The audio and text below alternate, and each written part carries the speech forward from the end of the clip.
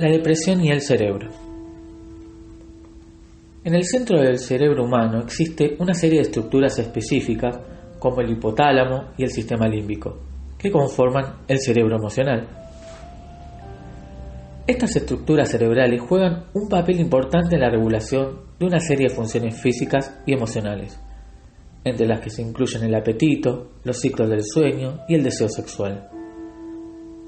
Cuentan con centros de placer y centros de dolor, que operan para controlar los sentimientos y la expresión emocional.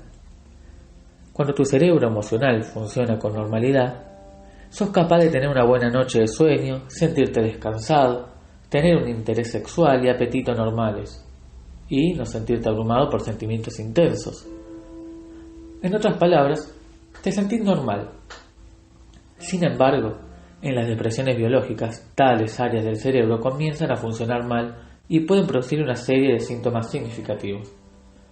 Cuando te enfrentas al dolor emocional de un divorcio, la muerte de un ser querido, la pérdida de un trabajo o de otra situación difícil, la situación puede llegar a ser muy complicada si comienzas a experimentar los síntomas adicionales de la depresión biológica. La tarea de lidiar con el dolor emocional puede resultar aún más difícil y frustrante si no dormís, si te sentís cansado o perdés la capacidad de experimentar placer. ¿Cómo se produce este mal funcionamiento biológico? Bueno, las diferentes estructuras que componen el cerebro emocional deben activarse o encenderse para funcionar con normalidad. Para usar una analogía simple, digamos que deseas encender un televisor, pero la toma de corriente más cercana está a 4 metros de distancia, por lo que utilizas 2 cables de extensión de 2 metros. Cuando están conectados el uno al otro por sus extremos y luego a la televisión, se pueden encender. Bueno, las diversas estructuras del cerebro emocional deben ser energizadas con el fin de regular adecuadamente las funciones biológicas y el estado de ánimo. Y esto se logra mediante una serie de células nerviosas que están conectadas por sus extremos, algo así como los cables de extensión. Los impulsos electroquímicos viajan a lo largo de cada célula nerviosa hasta que alcanzan el extremo del nervio.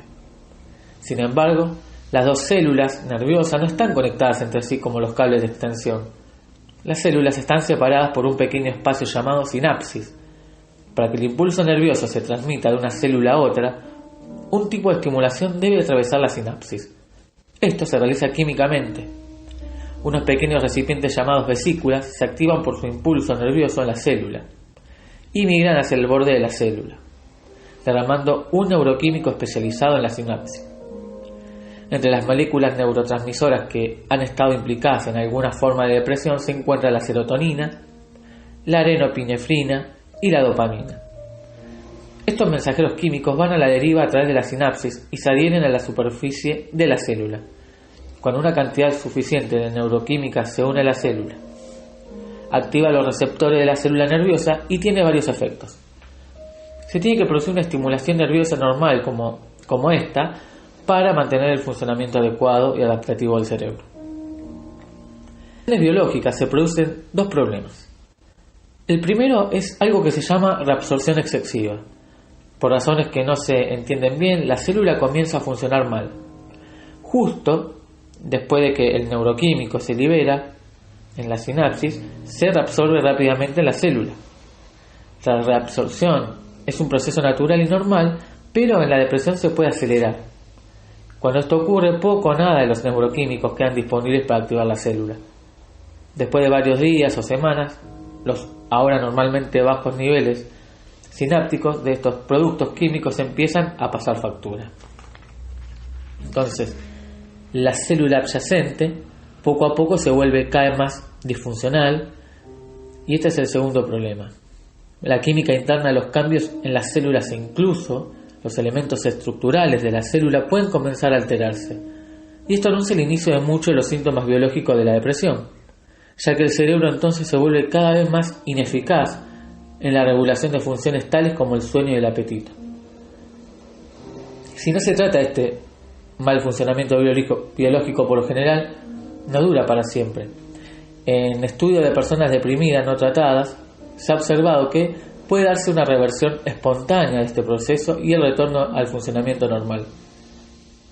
Generalmente esto ocurre en cualquier momento al cabo de entre 9 y 18 meses. Sin embargo, es obvio que es un tiempo muy largo para tener que sufrir una depresión. Afortunadamente, estas disfunciones biológicas se pueden tratar con mucho éxito con medicamentos antidepresivos adecuados. También, como hemos apuntado anteriormente, durante los episodios severos y prolongados de la depresión, se pueden dañar ciertas partes del sistema límbico. En particular, una estructura cerebral llamada hipocampo. El principal culpable parece ser el nivel tóxico de la hormona del estrés, que es el cortisol. Tal daño cerebral puede contribuir a la larga a síntomas cada vez más graves y episodios más frecuentes.